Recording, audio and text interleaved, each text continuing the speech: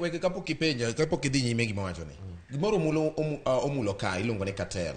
Cartel ma sirikal ni ere kaka inyalo tieki nikech chal ka gima nitiere gik mang'eny ahinya miluongo ni cartel e iye ka. Ing'eni problem wan godo sani. Sirikal bodonje ni e chuny cartel. Omulo junior gi mage ka chuny cartel ma pok idwaro neno. Adwa penje niya. Jomodonjo gi idwa penjo ni idil nade gi cartel. Weke ka donjo e wach no. Adwa donjo e wach government to government ma omulo wacho. Jogi no dhi magi wacho ni problem mar dola. Emo we bech dola odhi malo.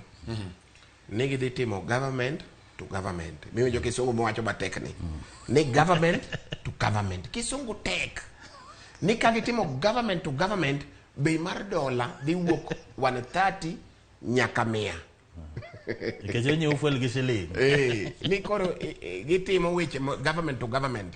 Sani kaka wuoyo kodi dola en 138. Sani ka wuono kaka wuoyo kodi. Na chenjo moro ka wuono. Angene dola iwinjo kaka gweno winjo agora. 138 ka wuono.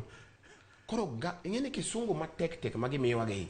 Ni government to government. Akiana jogi ma chuny cartel to ka wuondi.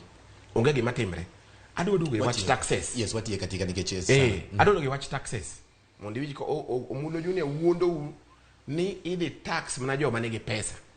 Joma nigi pesa over 500 idi charge gi 35%. That is okay. Yes. Jomoko gi yin bati. Sani kaka wuoyo kodi ka gini okalo. Idi donje pyramid scheme ma pok idware neno chakro nyuoli. Uone jadala. An koro kan. In bati dong ingeni no ndiki. Mato japap. Ino ndiki.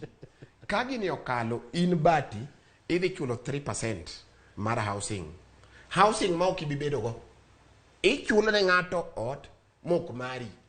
Mani chieng' moro ibo lemo ni kinendo ichiew ibo yudo bati serikal wacho ni macha kichako chulo to nitiere gima oluongo nyingi mani momi ng'adi pesa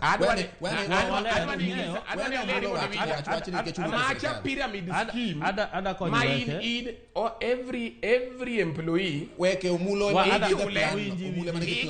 winji weke akonyi ingene ya kisom plan be meng'e